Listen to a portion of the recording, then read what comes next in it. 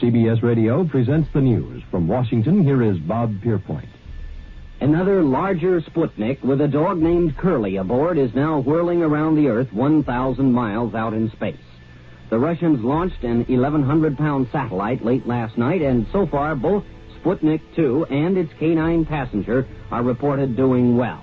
The dramatic achievements in space which occurred in recent weeks should have made clear to us all, as did the Sputnik in 1957, the impact of this adventure on the minds of men everywhere who are attempting to make a determination of which road they should take. Radio Moscow started broadcasting time schedules for its latest satellite a short while ago, with the announcement that Sputnik 2 will pass over Washington, D.C. in just a few minutes from now. Dr. J. Allen Hynek, well-known associate director of the Smithsonian Observatory at Cambridge, Massachusetts, was asked if the half-ton weight of Sputnik 2 indicated the Russians might have a war rocket powerful enough to reach this continent from the Soviet Union. It certainly indicates they have the capabilities of launching an intercontinental ballistic missile, replied Dr. Hynek. Now it is time to take longer strides. Time for a great new American enterprise. Time for this nation to take a clearly leading role in space achievement, which in many ways may hold the key to our future on Earth. Dr. John S. Reinhardt, also with the Smithsonian Observatory, commented after studying figures on the new Soviet satellite, "I firmly believe the Russians could reach the moon in a few days." I believe we should go to the moon, but I think every citizen of this country, as well as the members of the Congress, should consider the matter carefully. Every scientist, every engineer, every serviceman, every technician, contractor, and civil servant gives his personal pledge that this nation will move forward with the full speed of freedom in the exciting adventure of space. We go into space because whatever mankind must undertake, free men must fully share.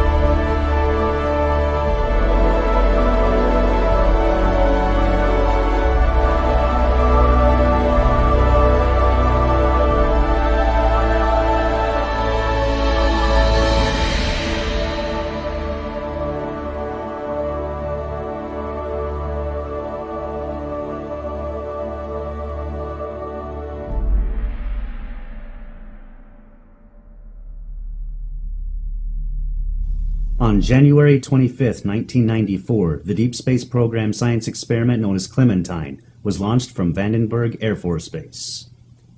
Clementine was able to deliver more than 1.8 million digital images between February 26 and April 22, 1994. These images were quickly accessible to the general public on the World Wide Web.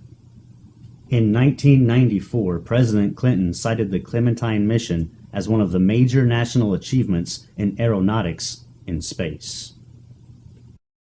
By going to the Clementine Lunar Image Browser 1.5, you can find many images that have been smudged or blurred to keep you from seeing what is there. Click on the desired resolution section and choose 1 pixel equals 1 kilometer option. Then by going to the image size in pixels option, choose 768 by 768. You are now ready to see for yourself a huge object on the surface of the moon. On the moon map, you will easily see a dot on the top of this crater and on the lower left. Click on the black dot on top of the crater and a close-up image of this section appears in the browser. What you see is a huge object resting at the top of this crater. It appears to be a large machine or perhaps a large spaceship or a motor of some kind. You can clearly see this photograph has been smudged over and blurred so we cannot see the details. This little gem was discovered and brought to the attention of moon researchers all over the world by Joseph P. Skipper on May 28, 2004. I decided to hire an imaging forensics expert to take this photo and to try and remove the blurring to reveal what is underneath. Jim Horrocks, an imaging forensics expert who has worked with the Los Angeles Police Department, was sent this photo, and his findings were written in a report he submitted to the production. First of all, the astounding measurements he made reveal an object that is 10 times the size of Los Angeles. 10 times the size. This in itself is an incredible detail about the size of this object. By using Adobe Photoshop and some of the filters available within the program, we were able to see more of the details that were lost due to the blurring applied by whoever did this for NASA and the Clementine Mission archives. This enormous object seems to be some form of a machine or possibly a spacecraft. In all the enhancements made independently, it appears there may have been what appears to be a giant humanoid wearing a jumpsuit and possibly working on the front portion of this contraption. This may or may not be a giant humanoid. Perhaps the shadows seem to reflect something of a human form. We will never know until NASA releases this photograph unblurred and with the clarity available for us to see. By clicking on the new lunar map now available, you will now see that the same crater is available for viewing in all its clarity. There is no object there anymore, and there is no smudging of anything near or within the crater.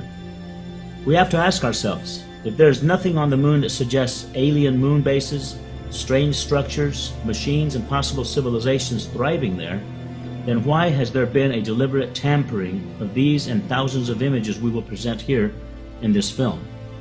One of the many challenges I had to deal with in making this film was how the structures on the moon were to be presented. Unfortunately, most of all the Apollo and Orbiter photos are black and white. Many photos are in low resolution, so zooming into them for a closer look causes the photos to blur and become pixelated, making it impossible to see details of what's on the surface. While I was designing a poster for the film in Photoshop, I decided that I did not want a black and white photo in the background of the poster. So I decided to color the background image I was using so I would have a full color poster for the film.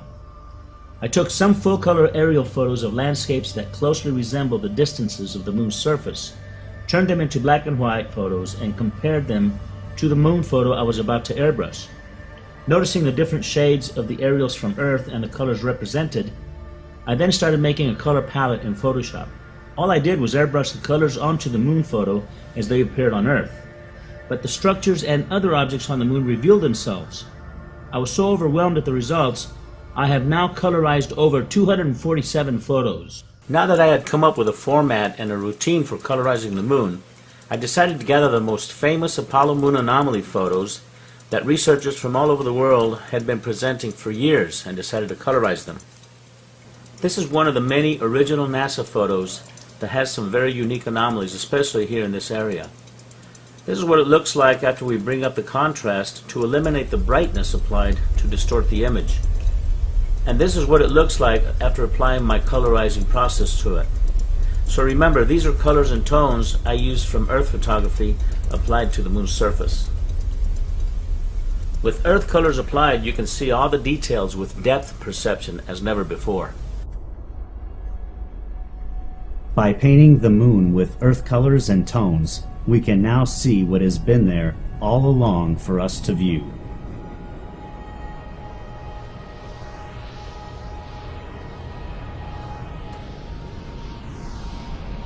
I got started in this probably in the mid-1990s, listening to Hoagland on the old Coast to Coast AM radio program with Art Bell. And he was talking about the stuff that he'd found on the moon, and some images and some things that clearly appeared to be structures. They were very anomalous. And he was noting that there were thousands upon thousands of photographs that had been taken of the moon by the various unmanned probes and then the astronauts that had orbited the moon. And he said, you know, Art, anybody can do this. And what I realized is, A, I'm anybody. B, I think I understand the arguments. I'm an engineer by trade, so aerospace engineer, so I may not be an architect, but I certainly know structure when I see it.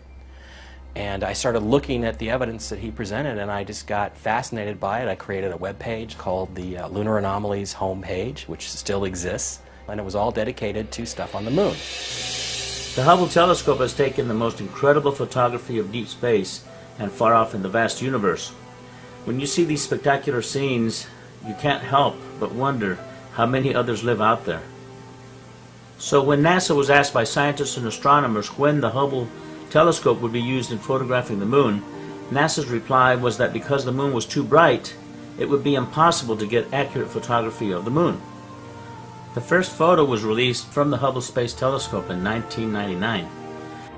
Needless to say, the scientists and astronomers were not too pleased at how NASA had deliberately lied to them. When I heard about this photograph, I thought for sure we would see the moon in full color. But of all the photos taken by the Hubble telescope of the moon, they are in black and white. After colorizing all these photos, you can't help but learn the moon's layout. After all, it is a small planet compared to Earth.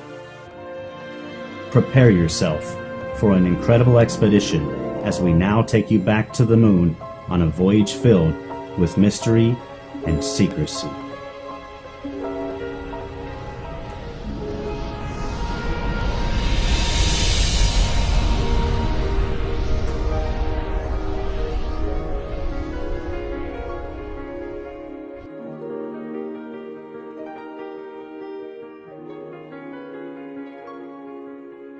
I'm not sure why NASA has not told us what's on the moon. In a way they have told us, because the pictures are there and there's hundreds of them. So anybody can do what I did and go and look at the pictures and enlarge them and see what there is. NASA has been there, but we haven't been back since 1972, and you gotta sit there and wonder why that is. It's our closest celestial neighbor in the heavens. You can see it every night when you walk outside, and really there's so much mystery about it, still to this day. Many people seem to think that the Apollo program answered a lot of these questions, and in many ways it did, but we, the general public, have never been privy to any of those answers.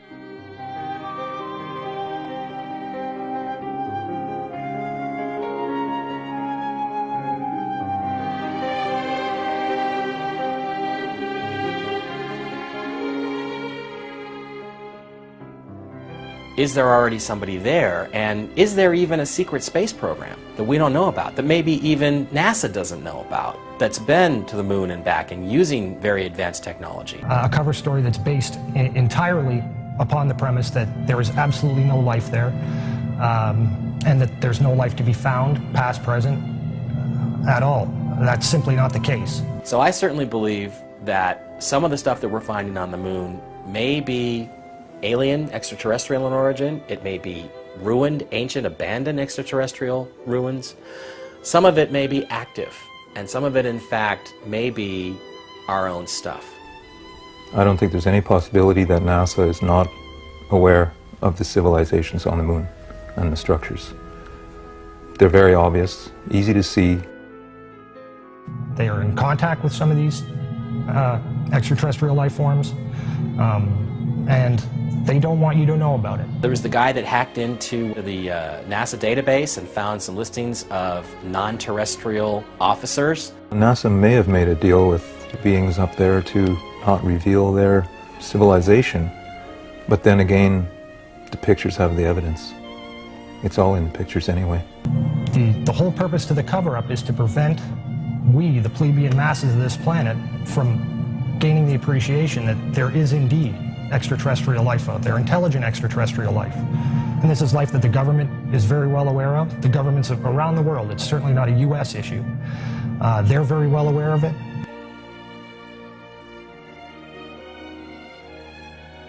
Because you've been lied to, you've been robbed of something that you deserve, which is to know what your true history is and what your true significance is in this world.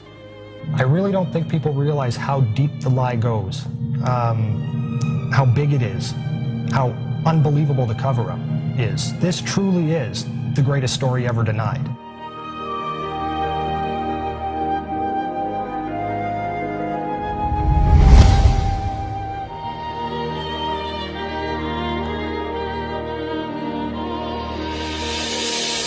It is the most amazing secret never told. It is the most monumental cover-up in human history. And hopefully, the public will take a movie like this, and it will begin to open up some doors, begin to open up some windows to the truth, whether it's from the government, whether it's from other insiders who can now come forward and begin to tell their stories of what they did and their involvement in this cover-up to get the truth out there. I think the world's ready for it. And hopefully a movie like this will push that forward a little bit and speed the process up. The very word secrecy is repugnant in a free and open society. And we are, as a people, inherently and historically opposed to secret societies, to secret oaths, and to secret proceedings. We decided long ago that the dangers of excessive and unwarranted concealment of pertinent facts far outweighed the dangers which are cited to justify it. And there is very grave danger that an announced need for increased security will be seized upon by those anxious to expand its meaning to the very limits of official censorship and concealment. That I do not intend to permit to the extent that it's in my control. And no official of my administration, whether his rank is high or low, civilian or military, should interpret my words here tonight as an excuse to censor the news, to stifle dissent, to cover up our mistakes, or to withhold from the press and the public the facts they deserve to know. By playing around with these images using modern software techniques, some of the results really are eye-opening. And again, it really comes back to, you've got to ask yourself the question, why do NASA or any of the other space agencies or any of the major observatories, why will they not show you any of the new adaptive optics imagery of the moon? They simply won't show it to you. They don't have any, they claim. A report was prepared under contract to NASA by the Brookings Institute, Washington, D.C.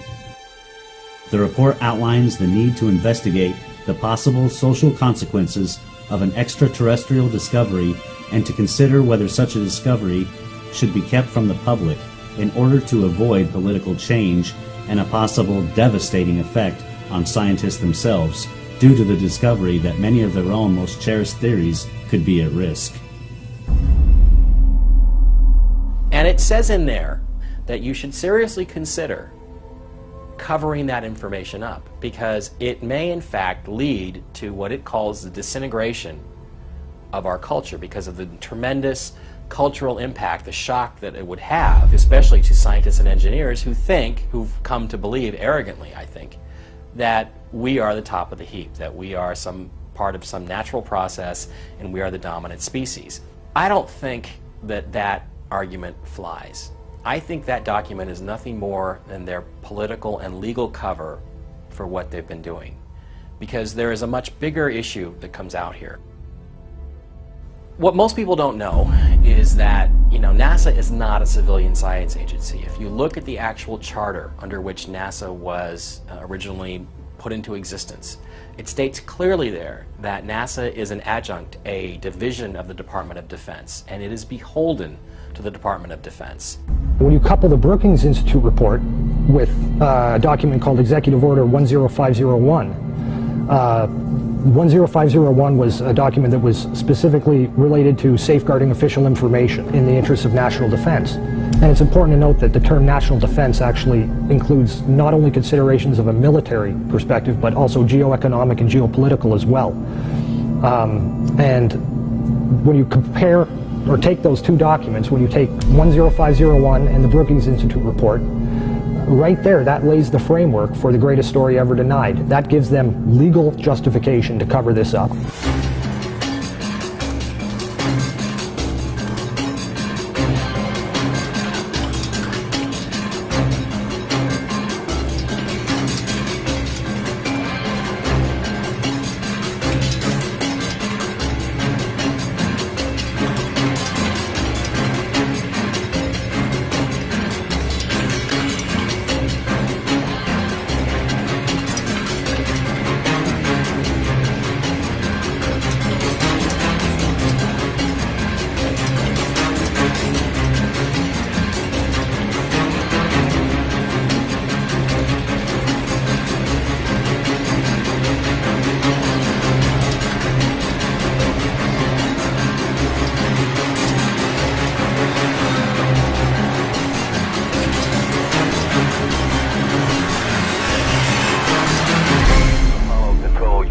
Switching now to the voice of Jim Lovell.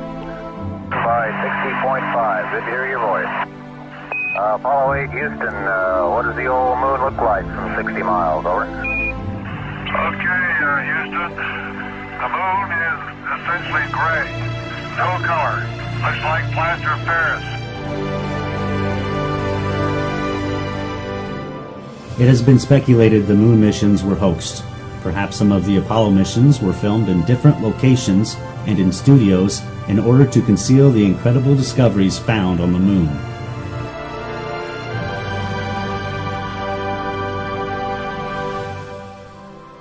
In 1979, Marie Chatelain, former chief of NASA Communications Systems, confirmed Neil Armstrong had indeed reported seeing 2 UFOs on the rim of a crater.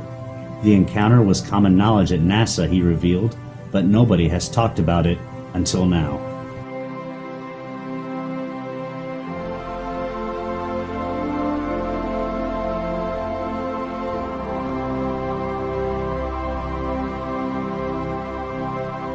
Even if you don't care what's up there, you damn sure care about the lies that are being put in place to hide what's up there. You know, whether you have the interest in the space program or the interest in what's going on over our planet's atmosphere or not, you are affected by the lies that are in place to maintain this greatest of all cover-ups. And we're talking about just a massive effort by the military-industrial complex. A couple of nuclear weapons sent into space were destroyed by the extraterrestrials. Our government sent a nuclear weapon for explosion on the moon's surface. It was tended to, as I understand it, to assess some scientific data and reaction and so forth. When I was a corporate manager of Fairchild Industries in 1974 through 77, I met the late Dr. Werner von Braun in early 74. At that time, von Braun was dying of cancer, but he assured me that he would live a few more years in order to tell me about the game that was being played, that game being the effort to weaponize space. The idea of any explosion in space by any Earth government was not acceptable to the extraterrestrials, and that has been demonstrated over and over. The strategy that Werner von Braun taught me was that first the Russians are going to be considered to be the enemy. In fact, when I met him in 74, they were the enemy. They wanted a weapon system they could put in space that would stop a ballistic missile. That was the concept. Then terrorists would be identified, and that was soon to follow. We heard a lot about terrorism. Now, if that ballistic missile happened to be coming from another direction other than earthbound, could it do the same thing? Then we were going to identify third world country crazies. We now call them nations of concern. I have but a short time to try to convince people that we are moving in an avenue where we are going to militarize space. The next enemy was asteroids. And the funniest one of all was against what he called aliens, extraterrestrials. That would be the final card. As a direct result, we will become a threat to them unless we spiritually grow also. And over and over and over, during the 4 years that I knew him, he would bring up that last card. And remember, Carol, the last card is the alien card. We're going to have to build space-based weapons against aliens. And all of it, he said, is a lie. We put nuclear weapons out in space as a line of defense, and we was ready to blow them up if they started in. Today, most people have come to the very clear realization, I think, that things aren't quite as you've been told, and the question then just becomes is, how big is the lie? And the truth is, it's bigger than most people can imagine. One of the great things about the NASA archive system is that at the back of many of their documents, they have both distribution and reference lists. And the distribution lists are very important. They say who that document is being forwarded to and which department and for what company. And when you begin to cull through these documents, certainly ones that deal with specific subject matter, like image enhancement, for example, you begin to see a lot of names that obviously begin to repeat. And you can very quickly determine what individuals knew what and had to have been privy to certain information just by the very nature of their job. The individual that I managed to identify and who agreed to meet with me and talk with me was a man who worked for a company called Bellcom during the 1960s and into the early 1970s. Bellcom, although many people haven't heard of it, is in many ways a company that is more responsible for landing man on the moon than NASA really was. Bellcom's a division of AT&T and Western Electric. Bellcom was around for only a decade. They were there for the specific purpose of landing man on the moon and ensuring that NASA got the job done. Meeting him was actually the most incredible 3 hours of my life, the interview that we had. A man who I knew was in the know, a man who I'd tracked down. He wasn't in any way looking to throw this stuff out in the public eye. It was just really a matter of him recognizing that I wasn't on a total blind fishing expedition, and I'd actually figured some things out.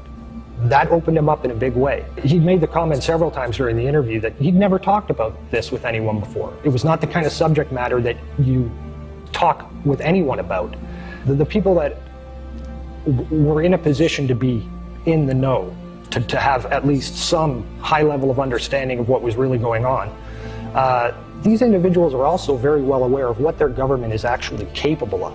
A guard told me that he was asked to burn some photographs and not to look at them. And there was another guard guarding him who was in green fatigues watching him burn the photographs. And he said he was too tempted. He looked at one and it was a picture of a UFO, and he was very descriptive. I can go into that later with anyone.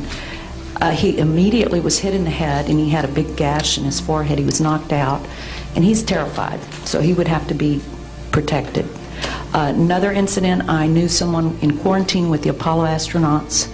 He told me that the Apollo astronauts saw craft on the moon when we landed, and that is what he told me. And he also was afraid. He said that the astronauts are told to keep this quiet. They're not allowed to talk about it. So I do want to let you know that I worked out there for a number of years, and I ran into this. So it's not something everyone knows that works out there for a long time. My boss didn't know about it. Some people that sat right next to me didn't know about it.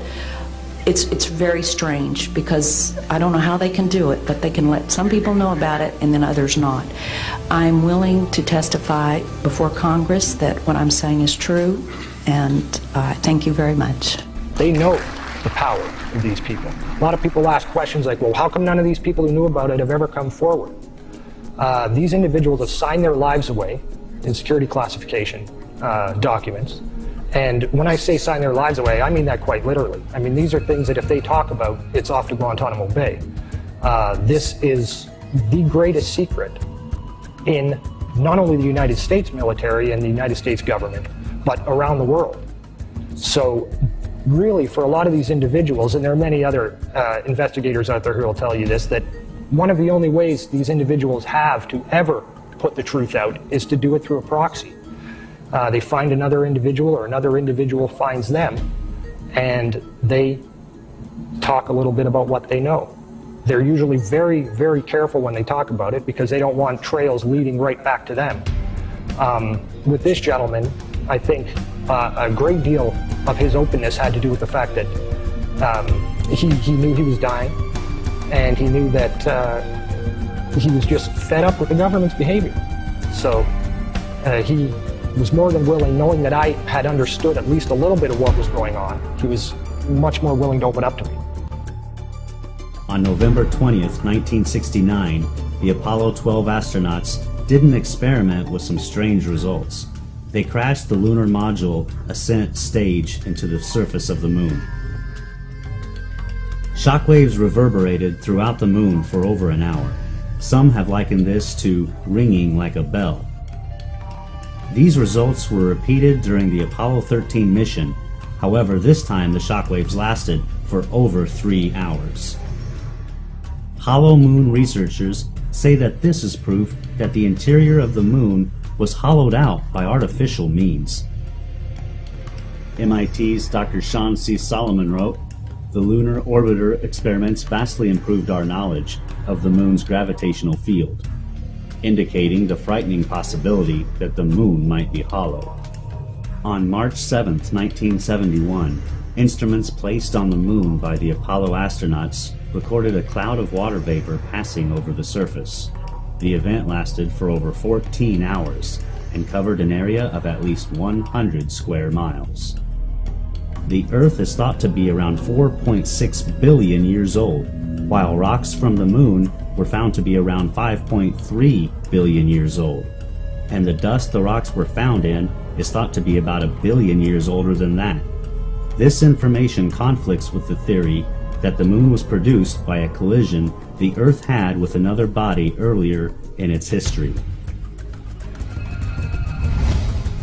One of the things you've got to keep in mind as well when you're looking at NASA imagery is that although the sky may appear black in those frames, in many instances, when you enhance that image, you discover that there's actually an incredible amount of image detail that's just buried in the darkness of that image. But when you amplify that scene and you begin to see what's hidden there in the sky, you can begin to make out shapes. There's a few images that show structuring. And this is all done in an effort to both hide the truth, but as well to leave a bit of the truth there for you. And again, a lot of people don't want to believe they do that, but they do. That's all part of the dripping faucet technique, where they give you tiny little bits of the truth, and you can begin to fill it in, put it together for yourself. One of the frames that really demonstrates the way they use this dripping faucet technique is a frame known as 20680 from the Apollo 17 mission. For 30 years, this frame was officially listed in their catalogs in the Apollo 17 Photographic Index as being a blank, no image data frame, a frame that has got nothing on it. While this image is most definitely sunstruck and overexposed, blank it most certainly is not.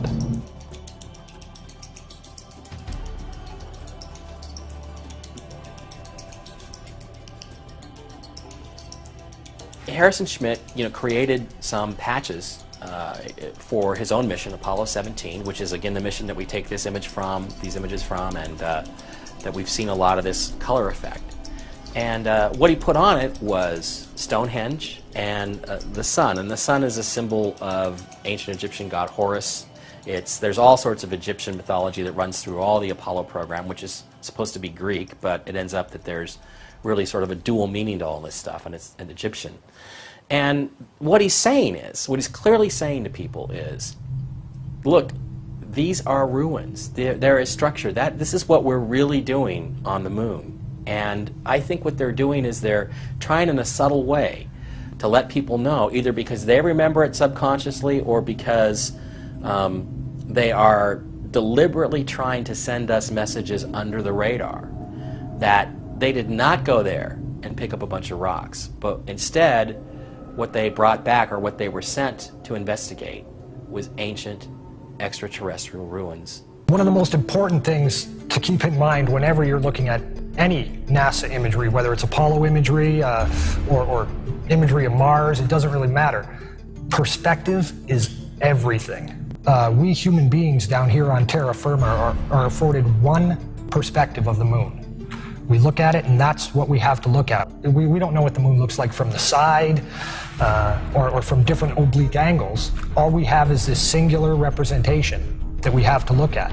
And NASA has in fact gone to great lengths to ensure that the imagery that they show us of the Moon's surface resembles very closely, both in photometric function as well as in angling, and the dimensional properties of the image make it appear as if it would look just like it does from Earth.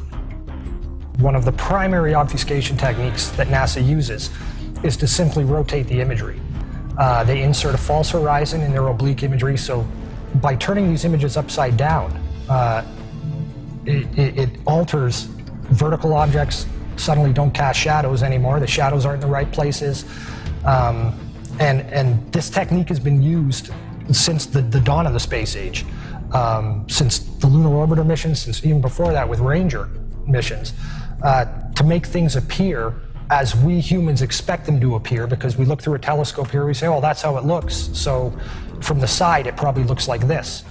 The reality is it doesn't. The Moon is a very three-dimensional object. Hasselblad cameras were the ones that were used by NASA to photograph everything on the Moon. And the reason Hasselblad was used is because they had registration crosshairs. Now these registration crosshairs are there for a specific reason, okay? They're so that you can take a single photo with a single camera, so you'll be able to get distance from an object to another object because of the registration crosshairs that are built into the Hasselblad cameras. These crosshairs are always in front of whatever's being photographed. Okay, this is a perfect shot of a photograph of one of the astronauts on the moon. Now here you see the crosshairs from the Hasselblad camera. Okay, you can clearly see that they are even in the darkness of space, but you can clearly see that the crosshairs are there in exactly the positions they should be. So in a lot of the false horizons, they've eliminated the crosshairs in the sky parts, and almost about 90% of the moon shots have what we call a false horizon.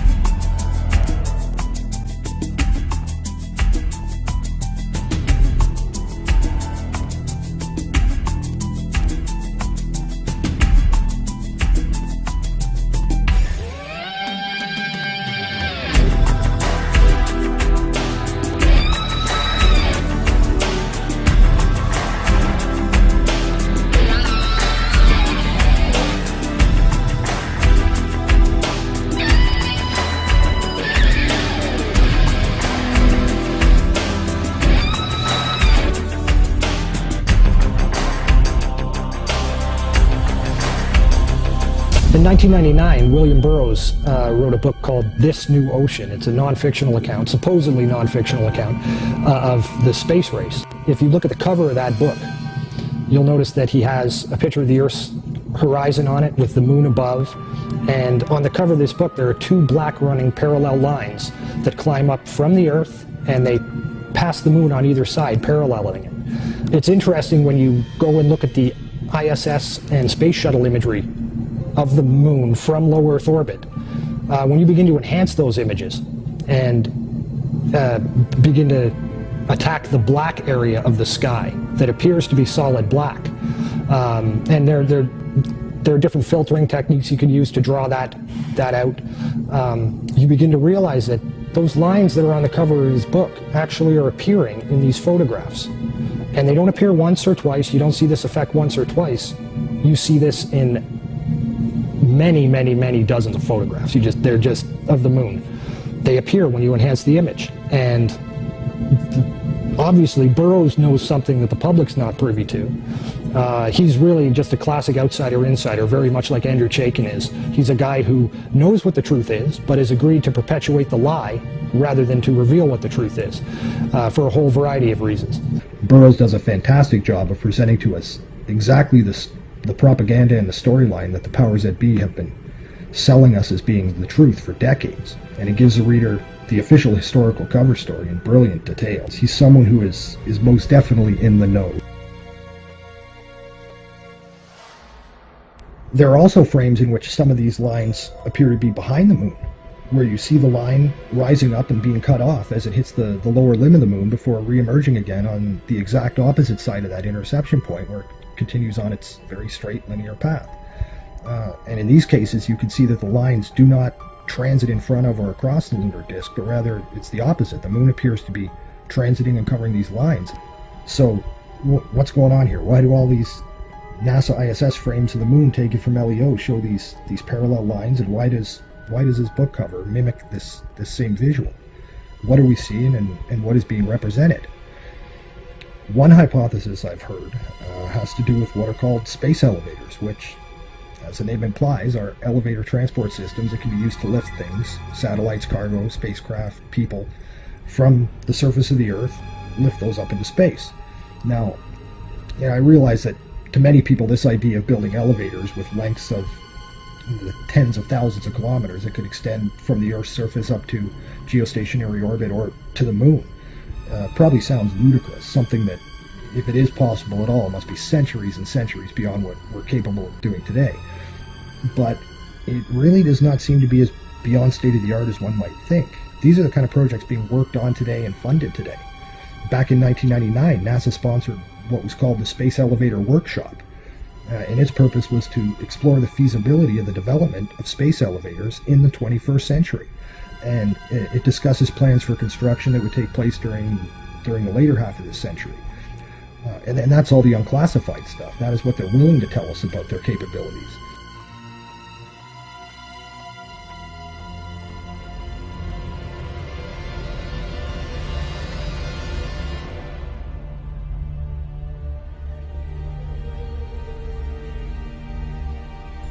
Were the Egyptian pharaohs and clergymen of their time aware of subterranean places that had celestial functions?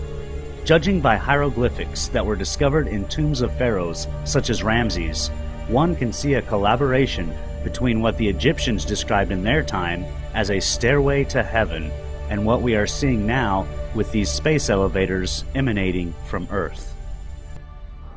The Vector, NASA's official logo. If you've ever looked at NASA's official logo, both their official insignia and their official seal, you'll see that the most prominent object in the seal is a red swooshing object. They call that the chevron or the vector. If you ask NASA's Public Affairs Office, this symbology is featured so heavily in their insignia and seal, they'll give you what really amounts to the standard facile cover story for the unilluminated. They'll tell you that that is a representation of a hypersonic wing design from the 1950s, which was the time the logo was created.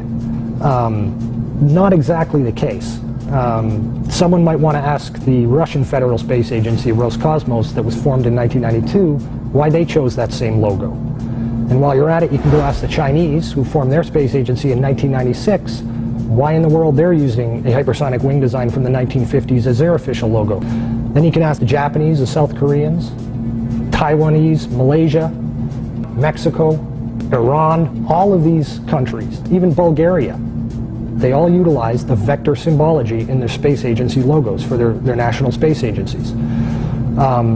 It gets even deeper. You can go look at the individual manned program patches for NASA. The Mercury program, for example, a blatant use of covert symbology.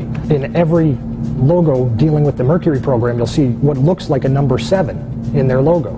And again, NASA's official story is that they put this number 7 there so that they could pay homage to the original 7 Mercury astronauts.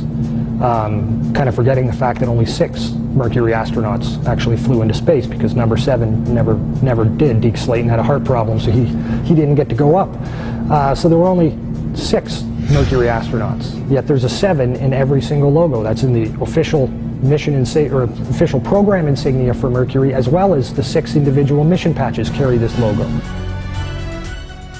And it carries on to the Space Shuttle program.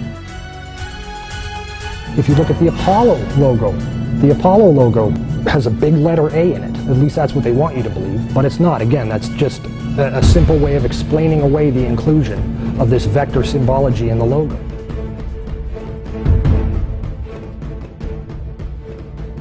If you go to the Space Shuttle program, the original Space Shuttle STS program patch is a triangular patch that, again, hides the use of the chevronic vector symbology. And that also goes for many of the STS-specific mission patches. Every single one of the International Space Station expedition patches carry the vector symbology. The Russian Mir space station used the vector symbology. That was their official logo. You can even go deeper and look at military-industrial complex companies. Look at the logo on a company like Lockheed Martin, 2 vectors. The X-Prize logo, Ames Research Labs, U.S. Space Command. When you get into the military realm, the United States Space Command, their official logo is the vector symbol. And when you look at the military's individual space-specific programs, all of them deal with vector symbology in their official insignias. And the question really becomes, who or what are these people paying homage to? And the truth, quite frankly, is out of this world.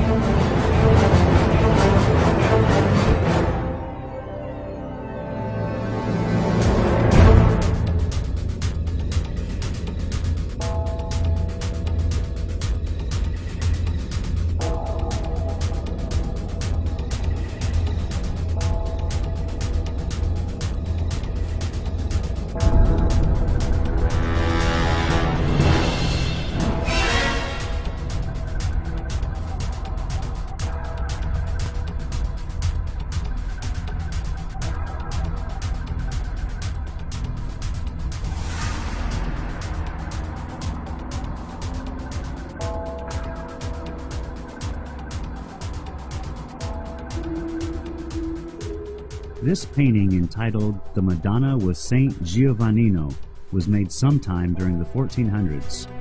The artist's name is not known, but at first glance you can notice a UFO shape in the sky to the right side of the Madonna. If you were to see the original full-size painting, you would see the object clearly. Looking at the enlargement, you can see a man and his dog standing and looking up at the object. However, this painting has something else being depicted. On the left side of the painting, you see the sun and some vector-like objects seemingly flying from or toward the sun. Perhaps this artist was trying to tell us something. In another painting of the Madonna made by a completely different artist, the unusual patterns of the sun and the vector-like symbols have also been added prominently on the Madonna's cloak. You can see the same symbology on this painting as on the one before. This time, however, there is no UFO object to be seen anywhere in the sky. This footage was taken over Mexico City in 2002. There were many other videos and photographs taken of this same type of object, clearly resembling the shapes as seen on the visor of the astronaut, on the moon, and depicted in the 14th century paintings of the Madonna and Child. There is probably a larger story behind the vectors, but it is very unusual this symbology has been adapted by all the United States and foreign space agencies, especially enemies like Iran and others who are also making missions to the moon. Switching now to the voice of Jim Lovell. By 60.5, good to hear your voice. Apollo 8, Houston, what does the old moon look like from 60 miles, over? Okay, Houston, the moon is essentially gray, no color.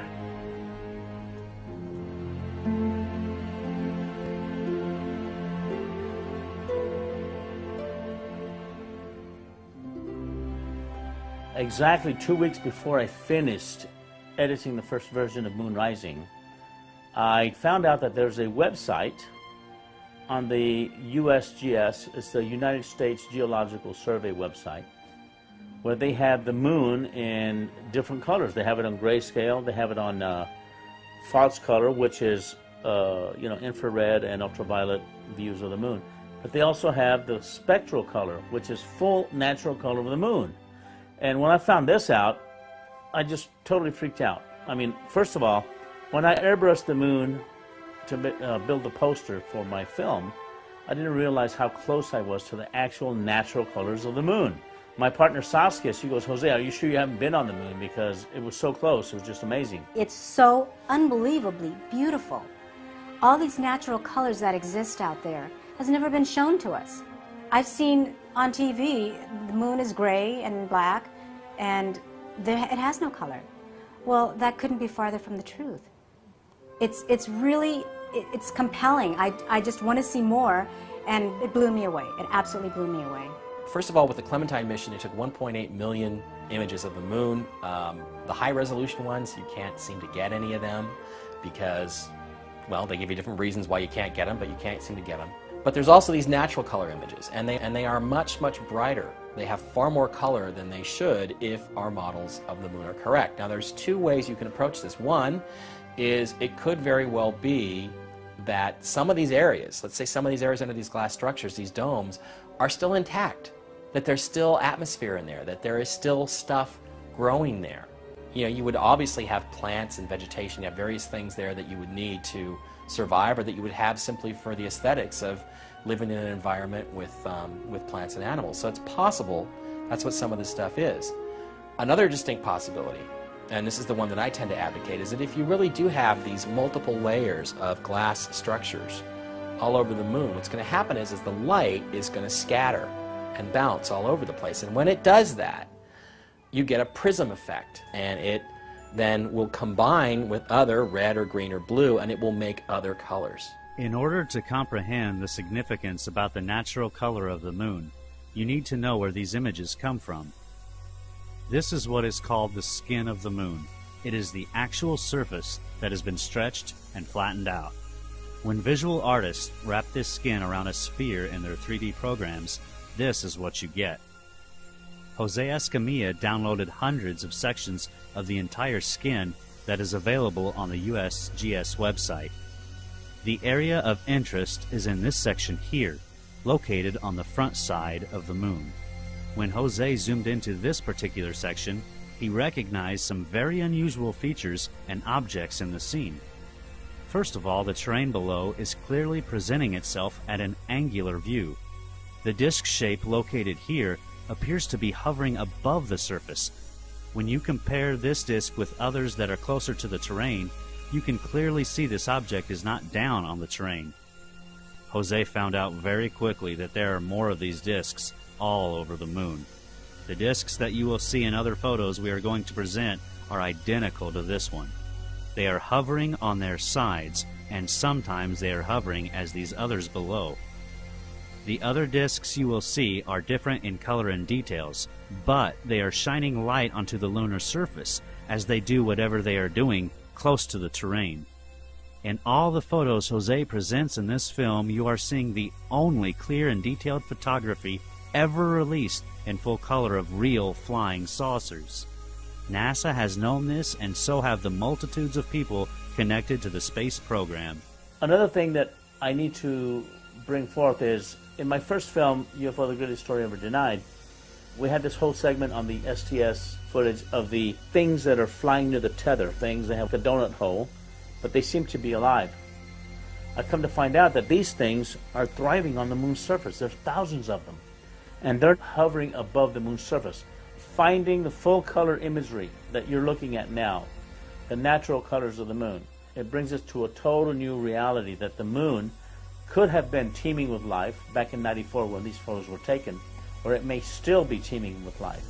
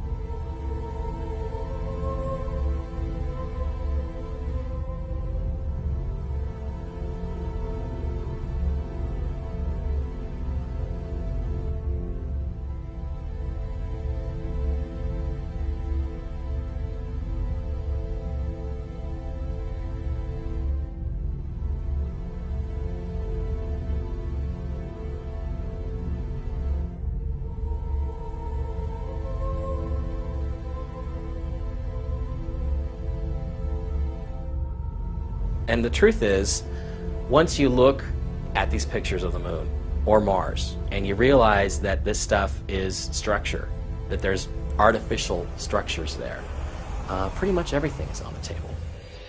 There are so many lunar landscapes filled with color and textures unlike anything ever seen before with the human eye.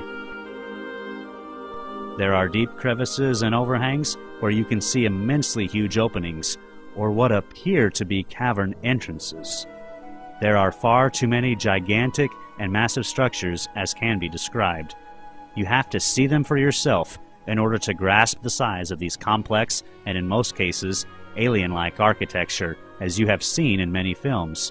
You will even see some strange vine-like webbing as depicted in Steven Spielberg's War of the Worlds. Glass domes, UFOs, massive buildings and scaffolding spread throughout the lunar terrain in many sizes, shapes, and forms. It is evident the missions to the moon were more involved than gathering rocks and dirt samples. There is no doubt we went to the moon. It is what was waiting for us when we got there that this film is about.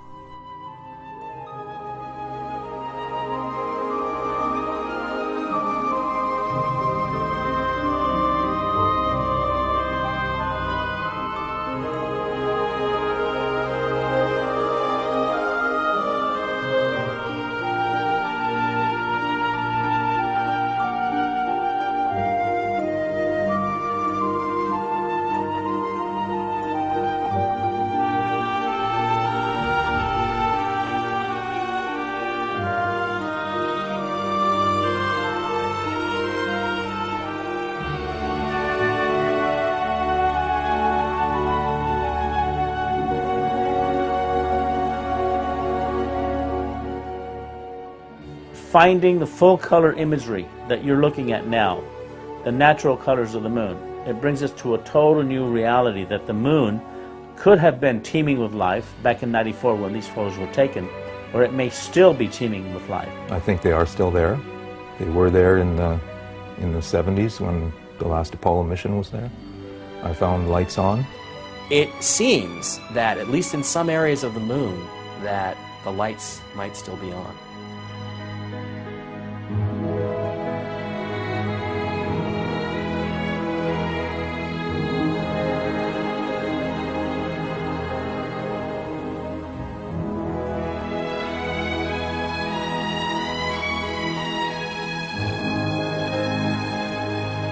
We're talking about the covering up of hyper-advanced technology that could do away with fossil fuels, our dependence on fossil fuels.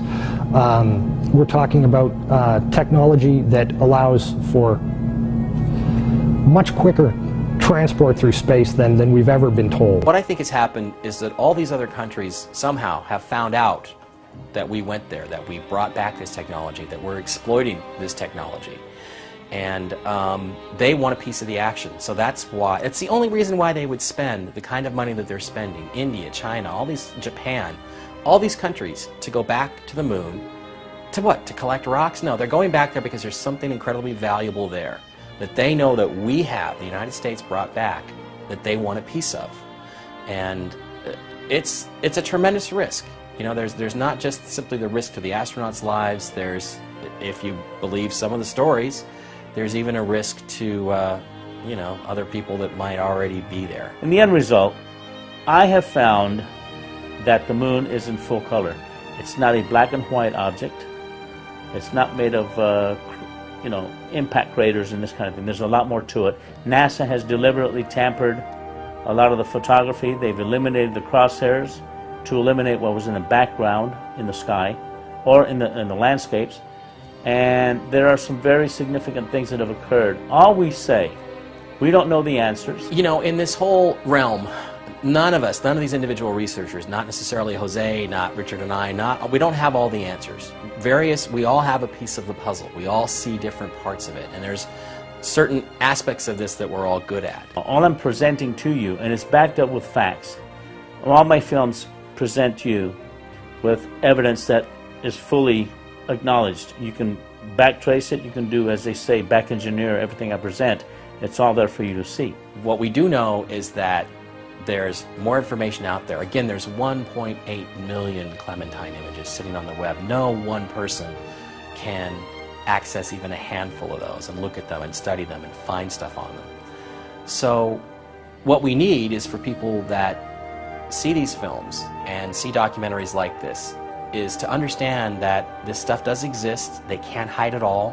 When I was talking with the gentleman from Belcom and we were discussing the lie, everything he was telling me was different from what we were being told was the truth. And at one point I asked him, I said, man, you guys, you lied about a lot, didn't you? And instantly he said, no, we didn't lie about certain things. We lied about everything. None of it was true.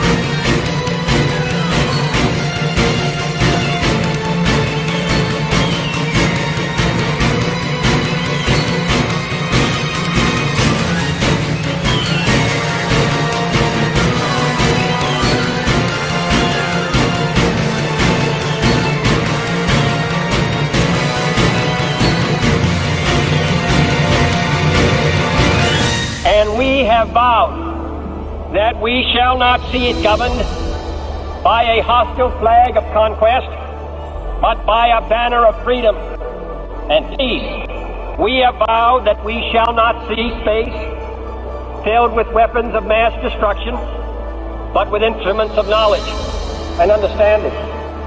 Yet the vows of this nation can only be fulfilled if we in this nation are first, and therefore we intend to be first.